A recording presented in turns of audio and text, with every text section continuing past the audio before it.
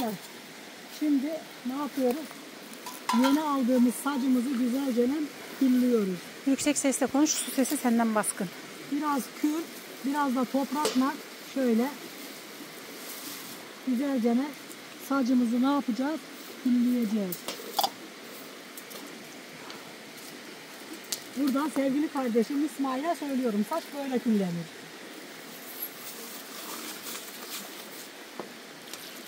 Çok koydum. Şimdi kardeşimden beter olacağım. Şöyle kenarlarına kadar iyice küllememiz lazım. Ki külümüz sacımızın, ekmeğimizin yanmasını önleyecek. Ha, incecik sürüyorsun. Şimdi bak böyle sürdükten sonra şu kabalarını atacağız.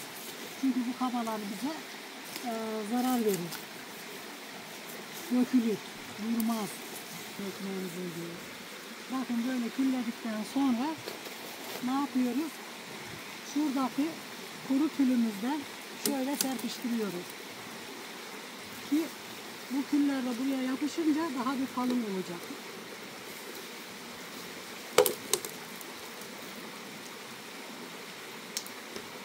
Böylece kül kalın olduğu için, yani kuru kül olduğu için yapıştığında ne olacak? 2 kat daha verecek. Verim verecek. Verim verecek ve ekmeğimiz yanmayacak. Bakın bu şekilde bunun kurumasını bekleyeceğiz.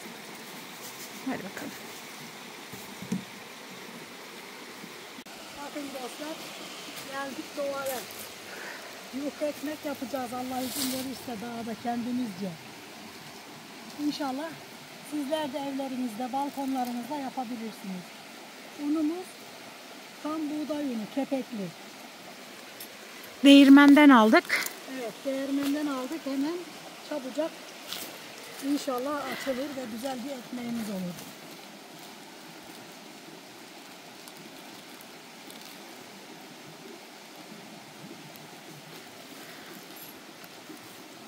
Bu kadar yeterli. Dostlar, bugün dağda komşularımız var. Onlara da Allah izin verirse, Allah nasip ederse ikram edeceğiz. Şimdi şöyle açıyorum ortasını ve tuzumuzu atıyorum. Hafif tuzlu olsun kes. Tamam, azıcık tuzlu olsun. Ha, bu kadar yeterli. Tamam. Çünkü ben tuzu çok seviyorum. Yani sevmek zorundayım. Ha, şimdi suyumuzu da ver kızım orada. Hamurumuzu şöyle yapıyorum. Şuraya birazcık su koyuyorum bolcana. Ne kadar su getiririz bilemem. Ama orta yumuşaklıkta bir hamur yapacağını biliyorum. Biz buna ne diyoruz? Hamuru karma diyoruz. Önce hamuru karıyoruz, sonra yoğuruyoruz yani. İşi bitti. Şimdi yoğurmaya geçtik. İşte böyle iyicene yoğuracağız.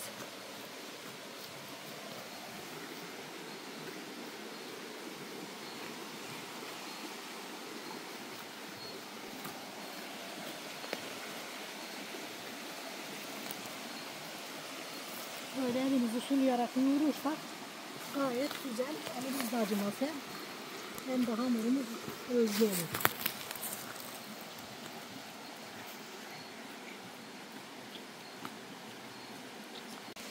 Bakın dostlar, hamurumuz gayet güzel yoğruldu.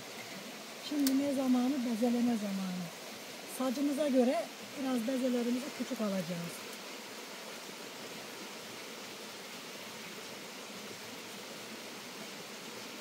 Bu büyüklük yeter o saca.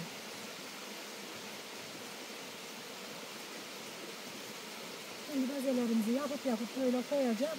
Sonra da Allah izin verirse açacağız.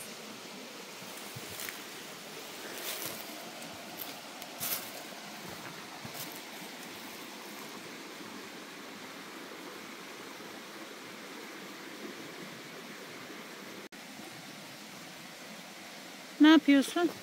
Bezelerimizi şöyle yastıyorum ki açarken kolay olsun diye. Şöyle 10 tanesini üst üste koyuyorum. Sonra da bunların üstünü örteceğim. açmaya başlayacağım. Açmaya hazırlık yani. Böyle daha kolay olur. Şimdi bu 10 tane oldu. Mesela bu 10 taneyi kurumasın diye şöyle bir poşete koyabilirim. Çünkü kurumaması gerekiyor.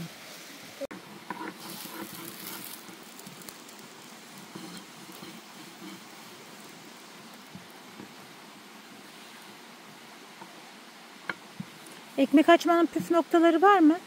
Tabii ki de var. Ununu az koyarsan yapışır, çok koyarsan urfalı olur.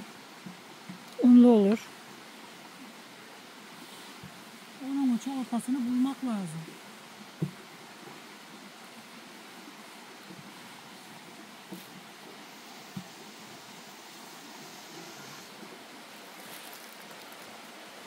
Sadece erken yakmazsan altına yapışır. Ondan sonra kameraya da iyi çekerek. Çok manidar oldun. Ya sevgili dostlar, yani püf noktası çok, saymayla bitmez. Eğer köz olmazsa ateş yanıp da ekmekleri kızarmaz. Kel kel bir şey. Yani çok yani. Şimdi biraz çekimini yapayım. Gideceğim. Mesajı aldım anneciğim. Almak istemezdim ama mecbur aldım. Ben bilmem işte, ister al ister alma. Olacaklardan sen sorumlusun, ben değil.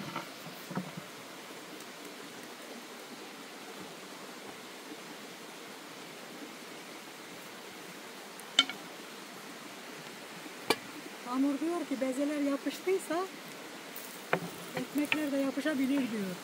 Dikkat edin diyor.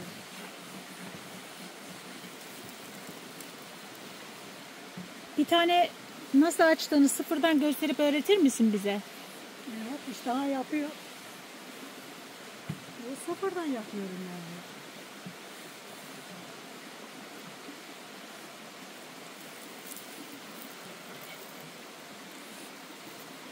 Bakın unu hepsini birden koymayacağız. Biraz açtıktan sonra biraz unu daha ilave edeceğiz. Şöyle. Unumuz bol olursa ekmeğiniz istediğiniz büyüklükte açabilirsiniz. Çünkü yapışmaz.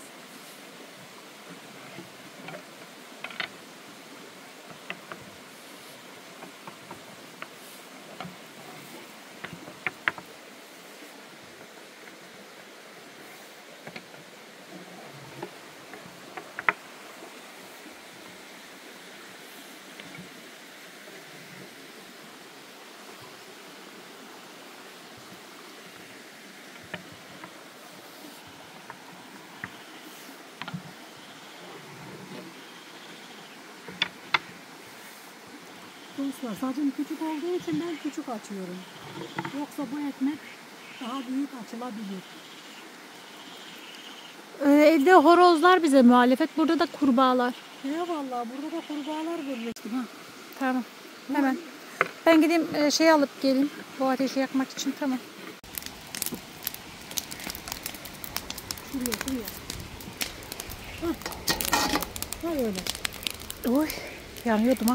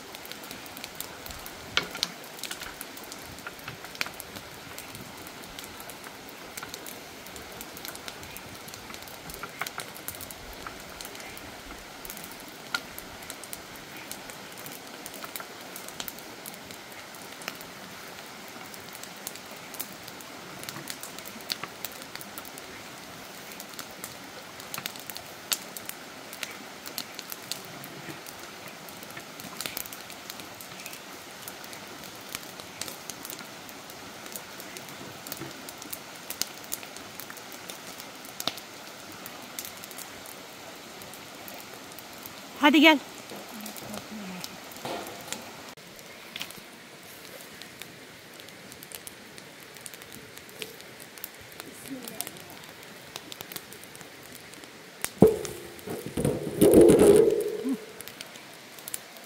Saç oturduysa her şey bitmiştir. Saç oturamadı maalesef. Yerinde ama şu an saçım.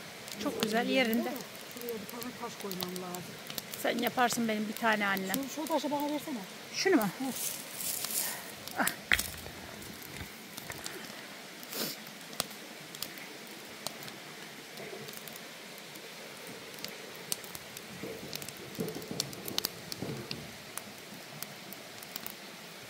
Bir küçük taş. Şu taşı biraz ileri yutabilirim. Tamam hadi bakalım. Şimdi böyle yapıp koyduk. Bakın hiç yapışmadı. Unlu da olmadı. Güzel güzel pişireceğiz inşallah.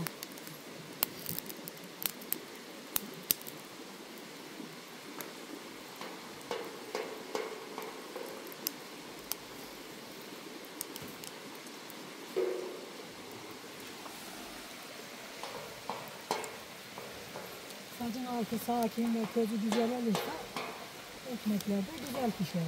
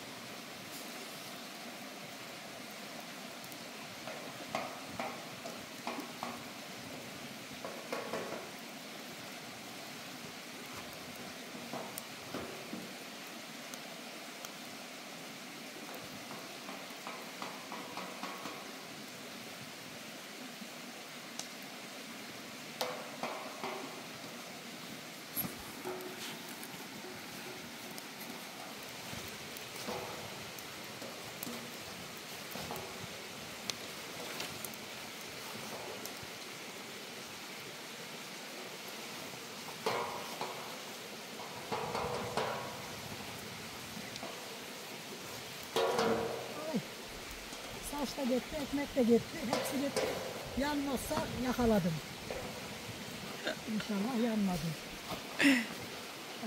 İs oldu ekmeğim. Dostlar ekmeği is ettim. Bir şey yok canım. Senin canın sağ olsun. Evet. Canın sağ olsun lan olmuyor bu işler. Şu attığım şey odunuymuş, çam odunuymuş. Ellerime sağlık. Çok güzel işler yaparım. Ondan kaynaklandı. Bak bu kamera çekimi çok güzel ha. Böyle. Ben de çok güzel pişirdim.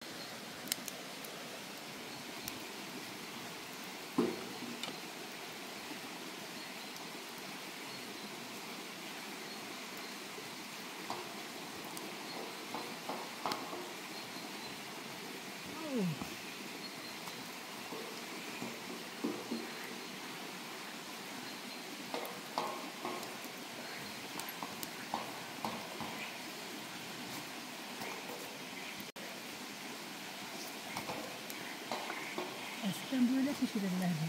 Benim annem elime bir tane oklağı vurmuştu böyle çeviremiyorum diye. Ben kimin kapısına gideceğim de ekmek arayacağım sen varken sen niye öğrenmiyorsun diye. Elime böyle bir tane vurdu saçlı ekmeği yaktım diye. Canım anam. Kurban olurum vurdu öyle. Eğer o öyle yapmasaydı ben şimdi haylaz bir kız olurdum. Ve ekmek yapmayı da bilmiyor olurdum. Nasıl havadan seriyorum? Ben seremiyorum ya. Benim de demek ki senin eline bir tane bulmam gerekiyor. Tabii canım. Bak o zaman nasıl serersin canın acıdığında. Çünkü burada tecrübe konuşuyor. Doğru söylüyorsun o konuda. Tecrübe her şeydir hayatta.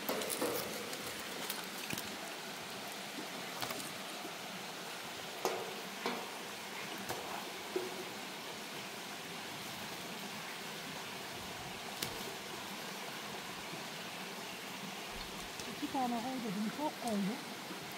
Bir tane fazla attım ya. Bir tane, tek bir tane için laf ettim vallahi bana canımın içi. Bir tane de coşturuyor yetmişti. Coştu. Her zaman benim yaptığım her şey coşkuludur.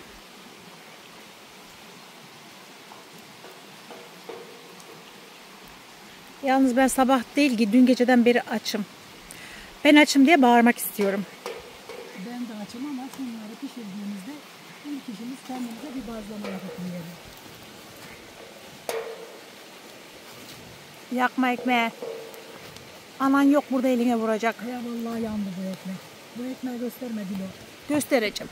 Yaktığın ekmek. Ne olacak? Vallahi Yeriz. yaktı. Mis gibi.